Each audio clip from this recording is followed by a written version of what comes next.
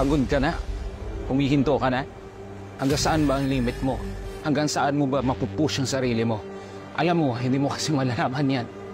Kung umpisa pa lang suko ka na, you have to reach the limits of your distance para makita mo yung dulo. Ano nga ba itsura ng dulo? Baka hindi mo pa naaabot. Alam mo kung bakit? Sumusuko kasi agad. In order to discover your maximum potential, you have to push yourself. Tignan mo, lumakad ka. Tignan mo hanggang saan ba. Nangangawit ka ba? O baka komportable ka lang ngayon? Lumakad ka, tignan mo hanggang saan ka aabot. Magpakapagod ka. Tignan mo kung kailan bibigay yung puso mo. Kapag nag-exercise ka, tignan mo yung limits mo sa business mo. Hanggang kailan mo kayang tiisin at ipaglaban ng negosyo mo.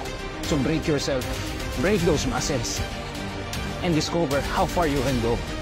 Hindi mo malalaman yan kung susuko ka kagad.